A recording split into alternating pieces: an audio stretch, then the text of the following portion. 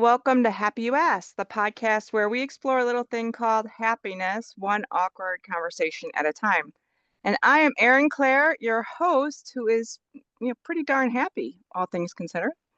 I am joined today by Dr. Wayne Powell. He is President Emeritus of Lenoir-Rhyne. Am I saying that correctly? Lenoir-Rhyne.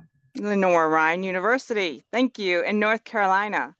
And during his 14-year tenure as president of Lenoir-Rhyne, the school never ran a deficit and, after a few years, was producing annual surpluses of $1 to $2 million. Dr. Powell also took a creative approach to growing enrollment, interweaving the foundations of the liberal arts with professional experiences that prepared well-rounded students for the job market. During his time there, the college merged with the Lutheran Theological Southern Seminary, established graduate centers in Asheville and Columbia, and added online and distance learning programs. In addition to over 50 majors offered on the Hickory campus, Lenoir-Rhyne now supports nearly 30 graduate programs in health sciences, human services, business administration, and theological studies. Under his leadership between 2002 and 2015, enrollment nearly doubled to 2,500 students, and endowment grew from 39 million to 95 million. He began his teaching career at University of Kansas, then moved to Oklahoma State University, where he directed the graduate studies program in mathematics. As Dean and Associate Dean of Oklahoma's Graduate College from 1991 to 2000, Dr. Powell co-founded a coalition of educators dedicated to enhancing opportunities for minority high school students interested in science and mathematics, securing more than $1 million in funding for program development. Now, after his retirement from Lenoir-Rhyne, he didn't rest. Instead, Dr. Powell has, he has served as, interim president of Washington College, interim dean of the School of Business Administration at the University of South Carolina, Aiken, interim dean of the College of Arts and Humanities at Arkansas Tech University, and interim dean of the College of Engineering and Applied Sciences at Arkansas Tech University. After his retirement, in the Hickory Daily Record in 2016, Powell described himself as a problem solver and someone who's analytical. His leadership style, he said, was marked by a lot of patience and a lot of compassion and a little vision and a sense of humor thrown in. I worked as Dr. Powell's associate dean at Arkansas Tech University. That's how I know him. And I can say that leadership style is 100% true. It was absolutely phenomenal to work under him and watch him. His leadership and how he treated people, and his humor and the calm and the compassion he showed people. Welcome, Dr. Wayne Powell, to Happy You Asked. I am so, so happy to have you here. So grateful that you said yes to do this. Well, thank you, Erin. First of all, it sounds like a really boring guy you just described. I actually do interesting things too, but anyway, it's really nice to see you again. I kind of follow you through social media, of course, like everybody else. And it seems like you are always happy and joyful and bringing that to other people, which is a very good thing. I am not always happy and joyful. That's an absolute lie, but I try to be. Well, that's what we should do. We try to do things that help us be that. Yes. So I always ask everyone the same question on the podcast. First one, what is your definition of happiness? Oh my. Maybe it's just this inner feeling of satisfaction and well-being, I guess. It's a very difficult thing to define, and you may ask this later, so I'll go ahead and answer it now. That is, can you pursue this thing called happiness? And I actually believe you cannot.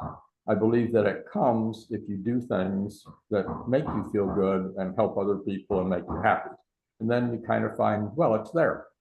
But if you say, I'm going after it, since it's hard to define, it's hard to ever get there. So. Well, if it comes when I love that, first of all, but if it comes when we pursue things that make us happy, do you feel like that's what you did with your life?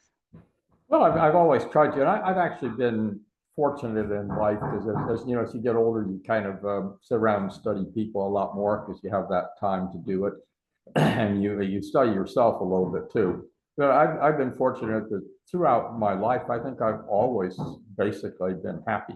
I mean, I've had lots of stress and lots of grief and all the things everybody else has, but somehow I've just been a happy person in general. I like to go out in the world and walk in the woods and see how marvelous everything is. And I see some people that seem to be angry in life all the time. And I don't really know why. It seldom has anything to do with their possessions or their accomplishments or those sorts of things. It's somehow they've let aspects of life beat them down maybe. So Mm. yeah. Can you describe moments that you recall being particularly happy? Oh, well, oh gee, well they come every day actually. If I were to take the three greatest moments of my life, they would be the 3 times my children were born, having 3 of them. And somehow, when you look at a new life and you know that you're going to be there, hopefully to help that life grow and exceed you, it's a sense of euphoria that you can't have any other time. But you get moments of happiness all the time now. I mean, if I walk out and look in my gardens and see the flowers that are blooming, if I get to them before the deer eat them, then I feel happy and feel good. I do lots and lots of volunteer activities now. One of them is a very simple one. I deliver meals to 10 indigent people once a week. And there are people that have probably not been dealt good cards in life. But every time you give them, you bring them their food and they smile and they thank you and they feel good about it. And they know somebody cares, and that brings you joy. So Mm. it's a good feeling. So Can you talk about how happiness appeared with your work as president, as a professor, as a dean? yeah, yeah. And I've built through the years some realizations on leadership and what's important and what isn't.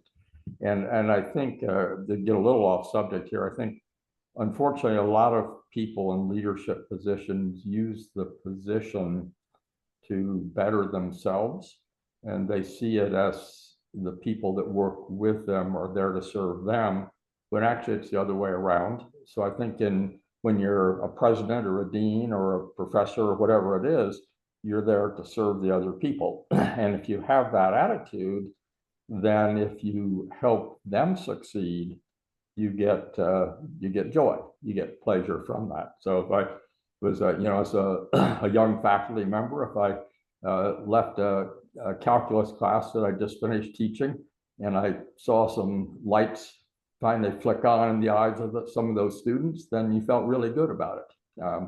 And as you move on, you get into this administration game that we sometimes play. If you the joy doesn't come from people saying big things about you or people groveling to you occasionally. The joy comes from doing something and creating an environment so other people can succeed and accomplish the things they want to do. So, Yeah, I yeah. would think I've been thinking quite a lot about that because there seems to be a theme as I talk to different people that appears over and over, and that Yeah. it's when they get joy externally from other people. Yeah. Um, it's much greater and more sustaining for them, and Yeah. that's really what people seem to, when I talk to them, grab onto is joy in their work if it's helping other people, joy in their families, their relationships when they see other people succeeding. That's where they feel the sort of contentment. Um, that sounds like that's what you're saying is true as well in sort of academic work. Yeah, I think it's true, across the board, whether it's your personal life or your professional life. If there were a scorecard at the end of this world, at the end of our lives, you wouldn't get any points for the career advancements you had. You wouldn't get any points for your fancy cars or your houses or your money or anything else. The only thing you get points for would be the things you did to help somebody else. So, and I think that's what the scorecard is. And if you realize that and focus on those things wherever you are in life, then I think you find pleasure in that thing called happiness that you can't pursue, just happens to be there. So it creates great satisfaction. Is that why you after you retired, you would take these interim gigs to Yeah, help do that work? originally I did it. Yeah, and I will be honest. In the presidency position, I ran across quite a number of different personalities and my colleagues, and many of those people saw the position as who they were. And I have never seen it that way. I always saw it as something I did. And who I am is something very different than that. And I could be doing it as a president or a math teacher or a guy that delivers meals to indigent people. That's who I am. And there's a big difference in saying what you do versus who you are. So anyway, it's a way you have to look at the positions and everything and see what you get out of it. Now, why did I do interim jobs? First time I ever did it was out at Arkansas. I didn't meet you that time. I met you the second go around, and I was the dean of engineering, which I've never had an engineering course in my life, but that made it more entertaining. Second time I was arts and humanities, which I know nothing about either, but fortunately I had people like you to tell me what to do. But the value there was mainly to just give back a little bit. I felt like I had perhaps learned a little bit in my career, and if I could help other people, straighten themselves, find the right paths, that would be good. And even from those very early jobs, there are a number of administrators I met who I still am in regular contact with.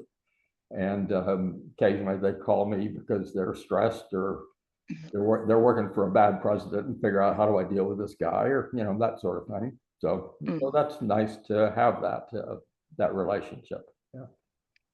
Yeah. Well, because you didn't know anything about arts and humanities and came in, working with you, that taught me quite a bit that it's not about the subject as a dean. It's about the people and how we manage creating a place where people can thrive, and if they thrive, then the students thrive. And so, like right now, I oversee like programs in advanced manufacturing or biotechnology. I don't know Don't know anything anything about this. about those, right? Yeah. Yeah. Nothing about this, but I don't have to. That's why we have subject matter experts. Right. It's their job to know about that. It's my job to make sure that they can teach that subject I know zero about very well, and people will want to learn from them. And I learned that from you. Otherwise, they'd be like, I can't do this. I don't know anything about it. It's all about leadership, as you said. Yeah, Yeah, 100%. and it's interesting. We sneak back to the concept of leadership because that's kind of the role you and I have known each other in. But again, if you're in leadership positions, you have to think of every day. You should think of why you're there, and why you're there is not to advance your career. It's, I mean, if you don't think of it that way, you may advance your career because you'll be doing the right things.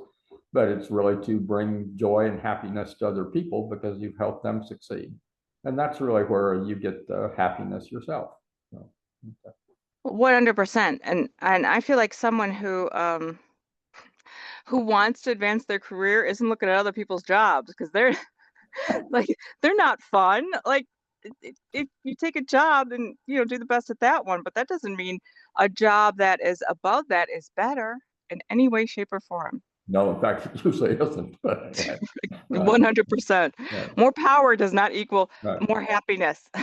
No, but some people, and we see a lot of this in today's world, are obsessed by power rather than service. hmm Yeah. And power doesn't translate to any form of happiness within and of itself, because power is just a means for some people to get more power, and then there's no end. Right. There's no joy. Yes, it's the same thing with money. I mean, we talk about in society all the time about how people want to have more money, they want to have more possessions, and then they figure out, well, that doesn't really make them happy at all. They just want even more from that. So it's again not really focusing on the good things in life. Yeah. And these So, people, I'm sorry, these people I see that are in very poor health, and some of them are, I give them meals, and some of them are much younger than me. And I wonder, how come I'm running around and playing pickleball and going on long hikes and doing stuff, and these people who are 20 years younger are on oxygen and can't get out of their beds in the day. It's really, it makes you feel or realize how blessed you are in life if you look at those things. And yet those people who have been dealt bad cards are still happy and smiling. So that makes most of them, not all of them, but most of them have lived through this and accepted it and are happy to talk with other people. And so that's a good thing. So if one is capable of leading that life of service to others, that's a component of happiness. And if one is not, what are their components of happiness? Like, how do they achieve happiness then? Well, I think again, so many people mistake it, and that's why they keep driving for more and more and more, because no matter what they get, no matter how much power they have or how much success or who they dominate, they're really not satisfied, and so they have to keep pushing for more. And some of us can just be relaxed and enjoy what we are. And I've lived in probably 8 different states right now. And people ask, and I tell people I've been run out of 8 states, so I'm still trying to, so that's why I'm hiding up in the mountains in North Carolina now, and nobody can find me. But, and everybody asks me, well, did you like Oklahoma? Did you like Arkansas? Or what about these other places you live? And I thought about it a lot. I thought, you know what? I've liked every place I've ever lived. And the reason why is because you just try to find what's good about it and learn to enjoy those things. So it's all a matter of what your values are in life and what you're looking for. Yeah, I feel similarly about every place I've lived. There's been beautiful parts and joy in each part. Yeah. The landscape may be dramatically different, but then you look for what's wonderful and fun about the people there and the landscape. Yeah, And every place is good. usually it's the people you get to know. Every place I've ever been, I have friends, that stay with me. So my Facebook list of people has gotten quite long. So it's Yeah, and it's amazing because people will be like, when I was a younger professor, people be nervous about moving certain places. Be like, oh, I don't know if I'll like it, and it was always confusing to me. I was like, I don't understand that because one's relationship to a place is more what you give and get back, right? We don't sort of like that's our job is to contribute to where we live. So if we don't like it, why wouldn't we say, oh, I could change that, but I could help with this part or that part yeah. instead of seeing themselves as distant from it. Right. Yeah, exactly right. You just have to you merge with it and see the good things. And so we were talking before this session. I just got back from a trip to Egypt, which was fascinating in many different ways. And the horrible part is the Sahara Desert in August isn't a delightful place to live, but it was fascinating to watch the different culture. Some of it which you just kind of raise your eyes at, and some of which I don't approve of, but that's none of my business to approve of or not approve of it. And you see the people there who are mostly in poverty, and they know that. And then when we're running around there we obviously are seen as wealthy and people like that, but all the people you bump into are still smiling and happy. And I think, okay, they live in terrible, little concrete block rooms and don't have much, but they're selling things on the street because that's the only way they can eat. But they still seem happy, and they have friends that they chat with, and so that tells us something. Maybe with all of our wealth that we have in this country, we really haven't achieved that much. So. Well, humans everywhere, try to remind myself, all want the same thing. They want this feeling of peace and contentment. Yeah, yeah. So No maybe you can send a message to the rest of the world through these podcasts. Maybe we'll see. Yeah. Only to help. Anything I can do to help people, that's the right thing to do. Speaking of which, I know that you worked with a lot of theological work in your time at different schools. How does faith play into your idea of happiness at all? Well, absolutely it does. And I have many friends from many different faiths, including those who have no faith. And I've always felt sorry for the last group, just because I hope that they will find something, because I think their lives will be more full if they do. But it's a personal thing, and that's obviously probably should be the most important thing that helps us develop in our lives and guides us and creates our value system and help set the path we want to follow. And use word faith, and I'm a Lutheran, and faith is kind of the founding principle of the Lutheran Church. We aren't centered on good works. We're centered on believing that God is there and will lead us and direct us in whatever way he or she chooses.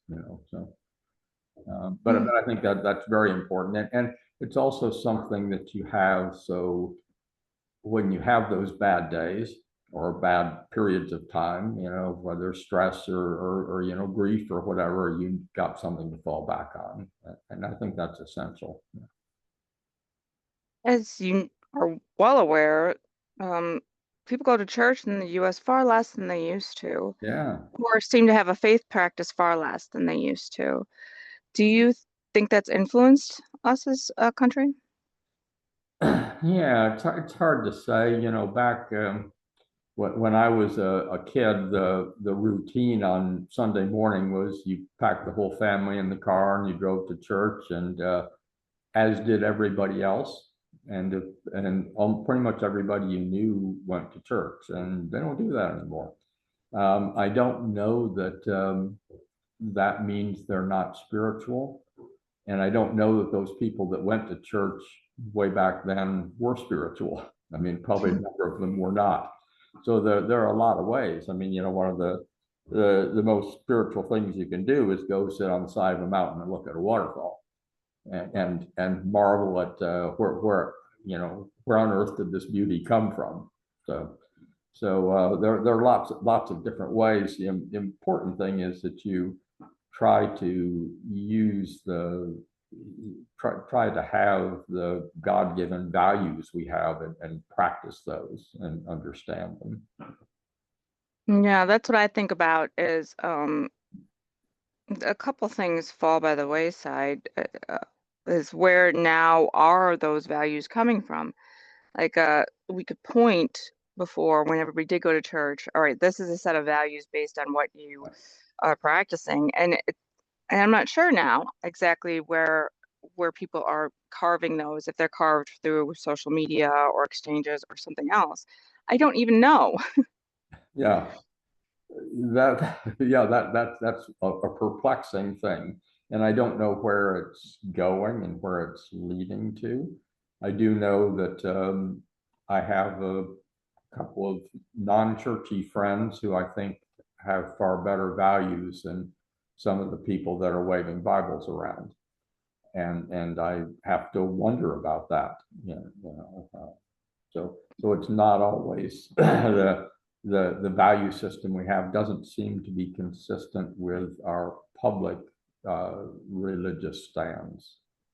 100%. Yeah, I agree completely. And it is a very confusing time then going forward to think what is shaping us together as a nation for what we value or don't value, and what our purposes as human beings, things like that, and that then affects the rest of the world and how we interact with them. And I mean, I don't have the answer. I'm just an observer being If like, you ever oh, find it, let me know, please. Yeah. I would be terrified if I did, because then I'd be like, oh no, I gotta tell everybody. That's a lot of pressure, Aaron. Yep. 100%. Do you feel hopeful about the future? I think you have to be hopeful, regardless of all the things that happen. That you can be you can be distressed about, and you could even get very depressed about. I think if you give up on hope, then you've lost. So no matter how awful things look, and I've been times go back to professional careers. There have been times in my professional career where I thought, oh, I can't do this anymore. This is just horrible. I don't want anything part of it. And you have to get beyond that and realize that you have faith and hope that it will be better, and somehow it does. So, but if you don't have that hope and you give up, then what happens? Then you have lost. So, Yeah, 100%. Hope is the most powerful emotion, the only thing that can overcome fear. but what are I think it was the three virtues from somewhere in the Bible that I think probably Paul wrote about are faith, hope, and love.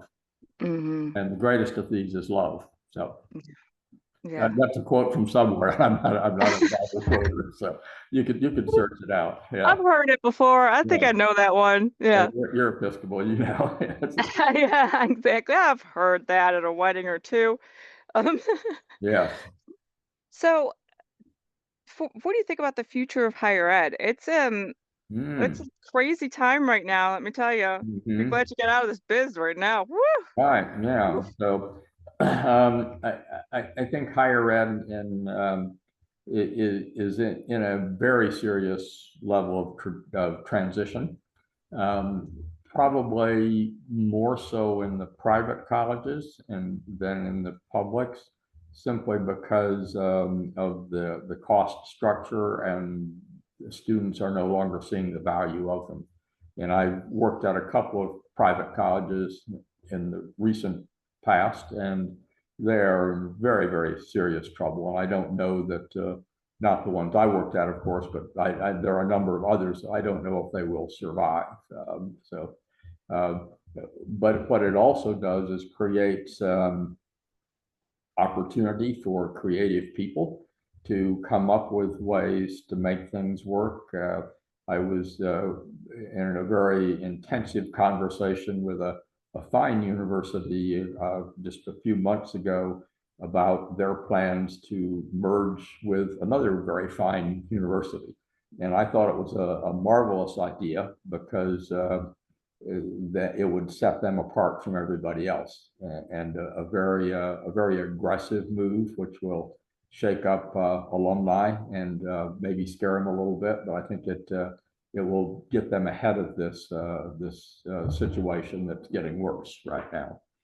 Yeah. And The yeah. other part of higher ed is the external meddling in what we do. And being three generations of professors, I have always believed that we are independent and we must always be that. And there are a lot of people that say and do a lot of things I don't like, but that's their right. And I think that's very important. Yeah. It is, you're exactly right. And you named a lot of the issues with private universities because of the way of their economic structure Right. and also their dependency on international students. Oh, And yes. so, yes, yeah, I know that very well. And so when you have a anything that disrupts that, then it disrupts the whole structure. Right. Yeah, and it's a scary time. What about AI for changing higher ed? Yeah, well, that's fascinating. I was in my last little gig. I was talking to a couple of the other deans there about the use of AI, which I have never really got into this yet, and hopefully I'm old enough I can ignore it. So sometimes you're glad about those things. Um, it reminds me very much of being a math professor of the beginning of the use of calculators, where Mm. we believe that everybody should be able to do all the arithmetic on their own. We're horrified that they had to pull out a calculator. One classic example, the girl that had to pull out her calculator to multiply by 1. And I thought that was a fairly tragic situation. But and so I don't know that AI is that much different. It's that kind of a cultural shift, and you have to learn to use it without letting it use you. Mm. And that's interesting that you said it, compared to the calculator, because one of the things that faculty are having to do is dramatically shift how they assess and grade because Yeah, uh, AI can create the product very easily. right. So, unlike with math, we have to learn to grade on the process. Can you Mhm. do the process? The product is secondary, right? It's Right. about the process and learning. And so it's a dramatic shift, especially in something like anything that involves writing or this final product. It can't be about that anymore. To really teach, you have to learn the process. Right. So I even thank you for that because I'm going to bring that back to my faculty. Imagine you're teaching math. Which matters? The end answer? Why, yes. But how they got there is more important for right now for learning so they can demonstrate that they actually know the skill. Yeah, it's the understanding the concepts rather than the process of getting there. Yes, And you 100%. being the English professor have to deal with the AI like I had to deal with the calculator. So That's exactly right. And what we want is, not people who can create wonderful AI prompts, but people who understand the thought behind an idea and can create new ones and can do what AI cannot, which is if AI is fantastic at combining all the information that already exists, but it can't come up with something that doesn't. And right, that's what human beings can right, do. right. So how do we as going back to our original topic here, how do we as human beings remain happiness or maintain happiness in a world that is going to be controlled more and more by non-humans? Mm, mm. And whatever AI does and whatever computers and other technology do, uh, those machines cannot understand happiness. So we have something that's different than all the electronic world. And yes, and how do we keep it? Um, the machine also can't give it to us. No, they That's can't. So if we become controlled by them, then we've lost what makes us human. mm, mm. Gosh, let's not do that then. But at the same time, we as humans have this obligation to expand and learn and use these abilities we have to do more. So we Yeah. have to do it, but know how to not lose our humanity. Yes, and use it to make our lives and everybody else's lives better, because that's the point of any tool. So it Right, might mean that we progress more quickly in certain aspects because AI can allow that to happen. right. You know, it can create any curriculum I want. I just feed it in there. So how do I use that to then help more people? Is Yeah, the point. Yeah. yeah. Like you said. Now, tell me some things you do when you're unhappy. What helps? When I'm unhappy, well, Hmm. those are usually very brief times. I try to make sure that I always have, I've always done this, have a number of things that I do in my life. So if one isn't going well, I can turn to another. And that's really important to me. And right now I volunteer with probably I think it was 8 different agencies I counted up the other day, and I clear trails out on the Blue Ridge Parkway after the storms knock down the trees, and I deliver those meals I talked about. And I'm actually now a certified master gardener, and so I next week I think I'm teaching fifth graders about the environmental use of plants in the area. So if you find things like that that you like to do and something else is stressing you, you just focus on one of those other aspects of your life.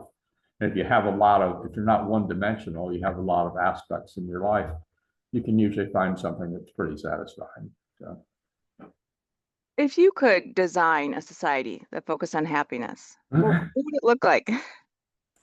it would be one where everybody focuses on everybody else and not themselves. Hmm. Mm. So when you go into Walmart and the checker's struggling with something, you don't get nasty to her, but rather you try to make her feel better somehow. Hmm.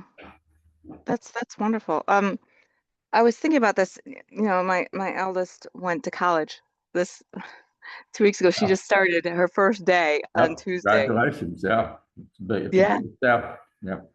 And and it's the unfortunate part is they just keep getting older. and more independent. What was interesting though was seeing the process completely differently, right? As a parent of Mhm. orientation, all the things that I'm so familiar with, Yeah. seeing it through different eyes. And one of the things I really liked about how they did orientation is they brought the parents and talked to us, hoping to, I think, reassure us, but also to say these are adults, right? And to sort of encourage us not to be helicopter parents. But one thing that they said that stuck with me was um, it was assume goodwill of the other people, assume of us, we're all working together, and we're going to do the same for you. So assume that what we're doing is we have good intentions and it's all for helping, your child succeed just like you want. And I was thinking about that as you were saying, think of other people. If we also assume goodwill, right? Come with Yeah. that Yeah, and you mentioned the parenting here, and maybe the natural instincts we have for parenting are ones we should try to take out into the world. Good instincts, the controlling ones, and those are not the right ones, but the ones of wanting to help them become the best they can be. So Yeah, and I like that. And if we assume that of everyone, yes, that would be happier. That's fantastic. That makes me feel so. Wayne Powell, you always, every time I talk to you, I come away with something that will stick with me for years later. I'll be like, I remember when Wayne said, uh-oh, that's kind of scary. they're always good things. They're always good things that then I lean That's back good. on. Yeah. Yeah. And hey, it's turned out pretty good following your advice. So, Yeah, you're doing very well. I just keep watching you as long as you're happy with what you're doing. I am. I am indeed. I get to help a lot of people. And that's really why I'm here doing it all. Yeah. Is exactly why. Now, we're coming to the end already, if you can believe this. Uh-oh. Yeah, but this is my favorite question that I Uh-oh. ask. What is your favorite song? And this gets added to the playlist. Yeah. Well, I have too many of those, and it always kind of depends on the mood. I was Mhm. thinking about that the other day. Back and during the COVID year, I was listening to Leonard Cohen a lot, and he has the song Hallelujah, which I think Yes. is marvelous. And I occasionally just when I get bored or something or want to be cheered up, I play the video. But there was back when we were all locked in our houses all day. I remember there was a video that was circulating about people in Italy where they were literally locked in apartments. And there was this old guy that came out on his balcony with his violin, and he stood out there and played Hallelujah on his Oh, violin. And people in the other apartments started coming out on their balconies and listening to him play. And I thought that was really remarkable. And it sort of upped the value of the song to me. But and it's a beautiful piece of music. But there's another one too that I remember from back. It's probably been 25 years. Someone, I think it was Leanne Womack. You hmm. remember her? I think she was one of these one-hit wonders. But she had the song "I Hope You'll Dance." And Oh, the yes. the refrain is, if you get a chance to sit it out or dance, I hope you'll dance. Mhm. I And love that. what a marvelous philosophy of life that, when you're given opportunities, uh, don't be afraid. And there are a lot of people that won't go out on a dance floor because they are afraid they won't be very good or other people will be watching them or whatever. But the deal is you should always try. No, I love And that. And anyway, I thought it was a marvelous piece of philosophy. Yeah. So it really is, and it's exactly right. Sitting on the sidelines, being scared didn't get me much in my life, but when I would say, "Ah, forget it, you'll be fine, Aaron, just go try," got me a whole lot more. in one of my interim gigs, I was talking with the dean who was struggling a little bit on what she wanted to be doing. She had some initiatives she wanted to take, and she said, and I was talking to her about and encouraging her, and she said, "But what if I fail?" And I thought about it for a moment, and I said, as long as you have thought it through and you're working within your value system, there is no such thing as failure. There is Mm. success, and then there's also learning experiences. So if it doesn't work, it's not a failure. It means you just learned something. So you'll do it better next time. I think that's the approach we should have in a lot of aspects of life about what we do. 100%. I agree completely. Because yes, especially if we're doing within that volume system and we're doing at the time our best that we could for the right reasons, that's not failure. I agree completely. I love Right. that thought. Yeah. Wayne, you are amazing. I just want to thank you for being the type of leader that you are, because so many people have learned from you. I have, and I am just grateful at the approach that you have used and that I can fall back on in my brain. Like, what's the right thing to do? Well, what would Wayne do here in this situation? And that helps a lot. So thank you for your leadership. Oh, thank you very much. And thank you for your values. And I remember way back at Arkansas Tech, your project was the project on joy, which I thought was a very unusual thing for a professor to have. But a memorable one. So I'm glad you're still staying with it. 100%, because hey, it's worthwhile. It's, Yeah, it, yeah. we all need it, a little bit more of it. And so Indeed. if I can give even slightly a little bit out to the world, then I've done a decent job. Very good. Very good. We'll keep at it. All right. And I look forward to seeing all the different places you go and all the different things you do in your retirement. And thank you, Wayne, for Okay. talking to me today. Thank you very much. Take care. All right. Bye, everyone. Touch. Bye bye.